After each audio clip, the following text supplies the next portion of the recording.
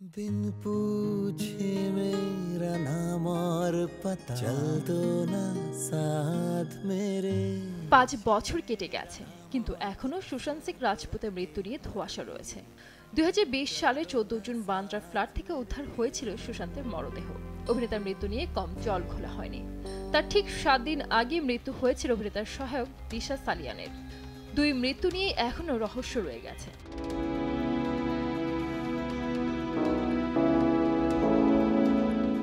প্রশ্ন ছিল সুশান্ত সিং রাজপুতের মৃত্যু খুন নাকি আত্মহত্যা।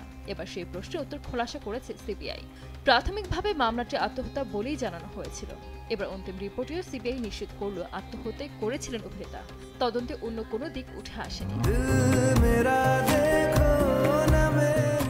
এর আগে বলা হয়েছিল সুশান্ত সিং রাজপুত আত্মহত্যা করেননি, বরং করতে বাধ্য করা হয়েছে, আর তাকে প্ররোচিত করেছেন প্রেমিকা রিয়া চক্রবর্তী। প্রয়াত অভিনেতা পরিবার এবং অনুরাগীদের এমনই দাবি ছিল।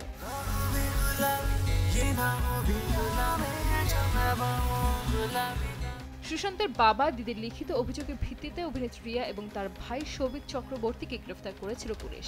পরে আদালতে মামলা ওঠার পর তাদের জেল হেফাজত হয়। সেই সময় এও শোনা গিয়েছিল তিনি নিয়মিত মাদক সরবরাহ করতেন সুশান্তকে। কিন্তু রিয়া বারবার বলার চেষ্টা করেছেন তিনি কোনোভাবে সুশান্তের মৃত্যুর সঙ্গে জড়িত নন। অভিনেতাকে মাদক সরবরাহ করার নেপথ্যেও তার হাত ছিল না। এফআইআর রেজিস্টার করো আদিত্য ঠাকরে এন্ড আদার্স কে খিলাফ মে। তবে কেউ শোনেনি তার কথা, এমনকি বিশ্বাসও করেননি তাকে। প্রেমে জড়িয়ে রিয়া যেন কলঙ্কিনী রাধা। অভিনেত্রী কারাগারে আটকা পড়তে তাকে বয়কট করেছিল বলিউড। সুশান্তের মৃত্যু তাকে সমগ্র দেশবাসীর কাছে খলনায়িকা বানিয়ে দিয়েছিল। অবশেষে শনিবার রাতে অভিশাপ মুক্ত হলেন রিয়া চক্রবর্তী। সিবিআই সুশান্ত সিং রাজপুত মৃত্যু তদন্তে ইতি টেনেছেন। দীর্ঘ 5 বছর তদন্ত চলার পর কেন্দ্রীয় সংস্থা মুম্বাই আদালতে তাদের অন্তিম রিপোর্ট জমা দেয়। অন্তিম রিপোর্টেও সিবিআই নিশ্চিত করেছে আত্মহত্যাই করেছিলেন অভিনেতা। তদন্তে অন্য কোনো দিক উঠে আসে।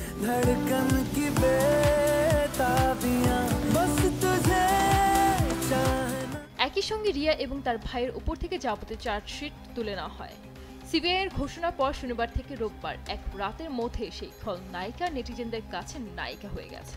তাদের দাবি রিয়ার কাছে প্রত্যেকের ক্ষমা চাওয়া উচিত। मेरे बेटी के साथ क्या हुआ है वो सामने आना चाहिए। কিন্তু এদিকে মেয়ের মৃত্যুর রহস্য উদ্ঘাটন করতে নতুন করে তদন্ত চেয়ে বোম্বে হাইকোর্টে পিটিশন দায়ের করেছে দিশার বাবা। সুশান্তের চাচাতো ভাই নীরজ কুমার সিং বাবরিও নতুন করে তদন্তের দাবি করেছেন।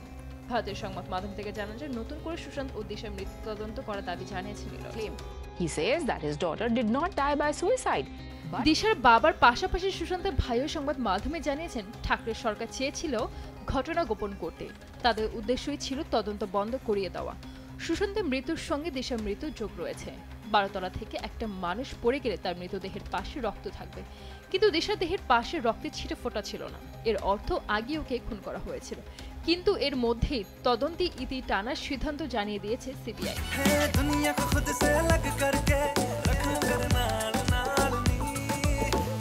সঞ্জিত আক্তার, দেশ টিভি।